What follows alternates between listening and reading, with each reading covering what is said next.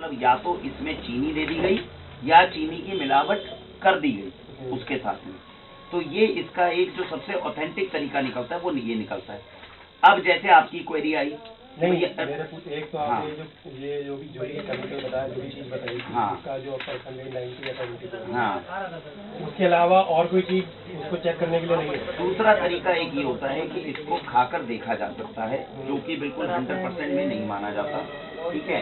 लेकिन जो लोग लगातार खांड खाने वाले हैं, जैसे 2-3 साल हो गए हैं, जब हम चीनी को खाएंगे तो उसके अंदर जो परसेंटेज मिठास, अगर मैंने आधा चम्मच चीनी खाई है तो जिस चीज में मैं आधा चम्मच चीनी डालूंगा, खांड अप्रोक्सीमेटली पौना चम्मच या 1 चम्मच डालूंगा। तो इसका एक देसी तरीका ये है कि अपने घर के अंदर अगर किसी, लेकिन इसको क्योंकि उसी वक्त मिठाई का टेस्ट है, मतलब हमने पहले दिन उसको कंपेरेटिव करना पड़ेगा, मतलब ये थोड़ा सा हम इसमें चूक हो सकती है। तो दूसरा तरीका ये होता है, नहीं तो कि पहले दिन मैंने चाय बनाई, इसके अंदर मैंने चीनी का 1 चम्मच डाला या जो मेरी चम्मच है, जब अगले दिन मैं इसका चम्मच डालूंगा तो ये उस चम्मच से ज्यादा डलनी चाहिए। अगर उतनी डल के ही मिठास कर रही है तो शक के घेरे में आ जाती है। जैसे ही शक के घेरे में आएगी, लेकिन उसकी पुष्टि इस रिपोर्ट से होगी जो ये करवाई गई है। देख रहे हैं आप? तो इसके अंदर क्या हो गया, ग्लूकोज 12% चला गया, फ्रक्टोज 8% है और सुक्रोज 80% है। अगर ये चीनी होती तो ये आता 95%, और अगर गुड़ है तो आएगा 65%। ये एक रिपोर्ट है। दूसरी रिपोर्ट क्या है, अब जैसे आपने जैसे जैसे मान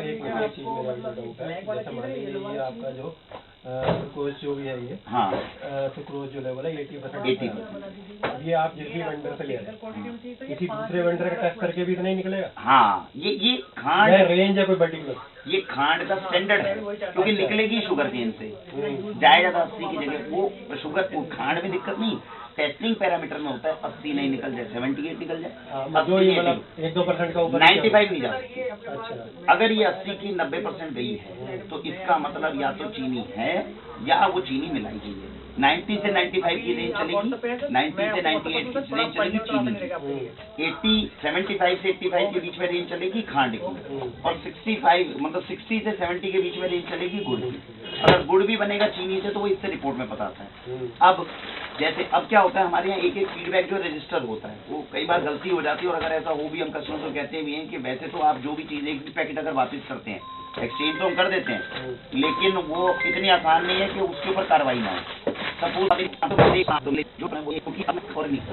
हम इस कंपनी हम यह बंद कर पाना,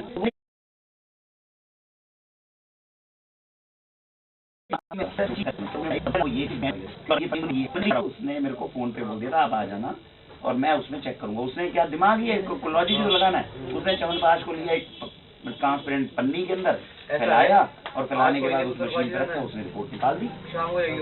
उसने निकाल दी कि इसके अंदर जो है सोना, वही रिपोर्ट मैंने आज डाली भी है उसमें। अच्छा, तो क्या बाकियों के लिए कोई मुश्किल काम था? हम अलग सोचना नहीं चाहते, हम कुछ नया करना नहीं चाहते, ये एक प्रॉब्लम आ जाती है बस। तो ये इनोवेशन लैब के अंदर भी चाहिए हमें, वरना तो मुकेश जी कहते हैं आप बस सब बढ़िया आ जाओ।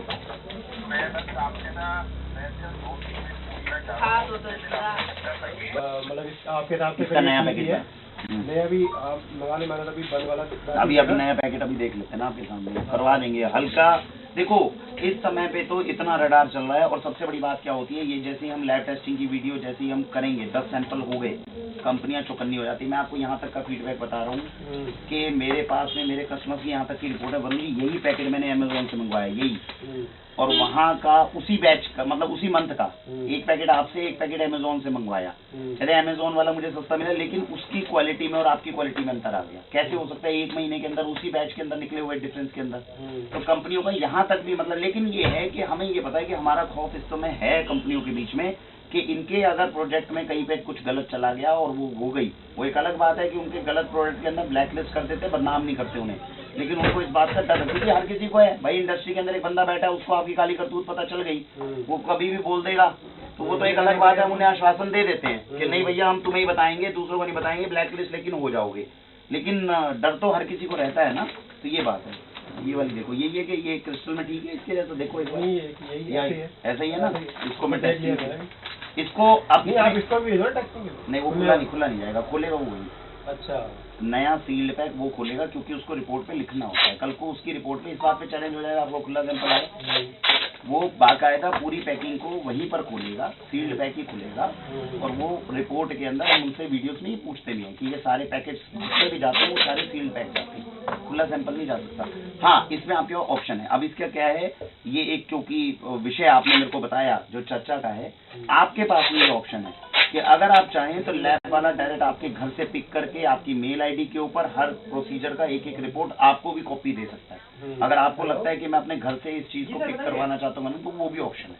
वो सैंपल सीधा आपके घर से लेकर जाएगा, वो जाके चेक करेगा, चेक करने के बाद में रिपोर्ट भी, और फोन के ऊपर आप एक एक कार्रवाई उससे व्यक्तिगत रूप से पूछ सकते हैं कि भैया मेरी खान का बताओ क्या है। पेमेंट वापसी करेगी, लेकिन आप उसकी रिपोर्ट का एक एक चीज पे नजर रख सकते हो। इन्वेस्टिगेशन का बनता है, नहीं होता क्या है।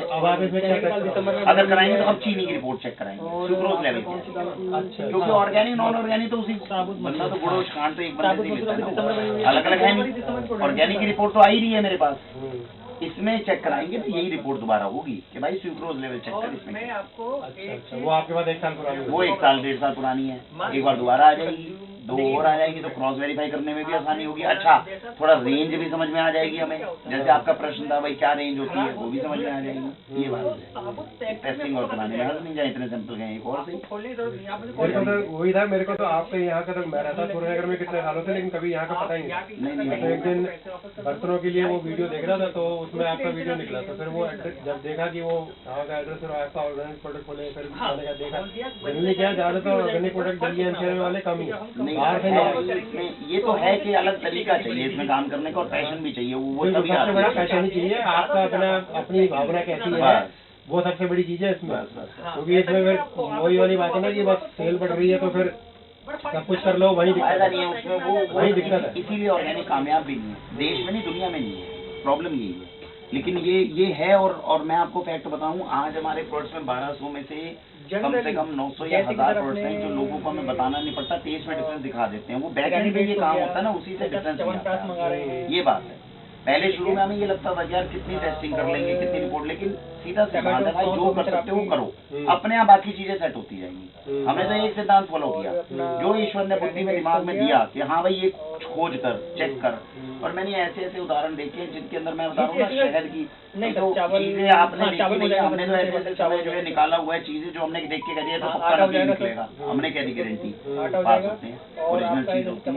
अब वो देखी नहीं हमने कभी जीवन में, असली नकली का एक ही फर्क, काम ही हम पहली बार कर रहे हैं तो क्या करेंगे। ये तो चीजें ऐसी ऐसी हैं जो आप और मैं ही समझ सकते हैं। इसको तो अदालत में वो समझाने में, कोर्ट में छक्के हो जाएंगे। वो कहेगा भाई इसका रेफरेंस कैसे ढूंढूं, इससे पहले पढ़ाई ना हो रही थी। दुनिया मुझसे पूछती है इसकी पढ़ाई कहाँ से करी, मैं पढ़ाई क्या, काम ही नए चल रहे हैं सारे, पढ़ाई क्या करेंगे इसकी। सबसे बड़ी चीज इसमें वो ये सबसे बड़ी चीज है कि नियत आपका वो कहता है, आपका अपना भाव कहता है ये काम करने के लिए, वो है ईश्वरीय कृपा भी चाहिए भाई साहब, भगवान ने मतलब वो बना रखा है। देखो आप एक बात मैं बहुत लोगों को बताता हूँ, कई लोग कहते हैं भैया आप इतनी कोशिश कर रहे हो, आप अपने घर से अभी उठ के आए किस चीज के चक्कर में कि भाई खांड चेक करो, आप अपने पड़ोसी को बोलना कि भाई मैं खांड चेक करने के लिए 12 बजे से 1 बजे की अपॉइंटमेंट मिली थी, रविंद्र जी पागल हो गए, इसलिए तो हम हाथ पैर नहीं मारते ज्यादा।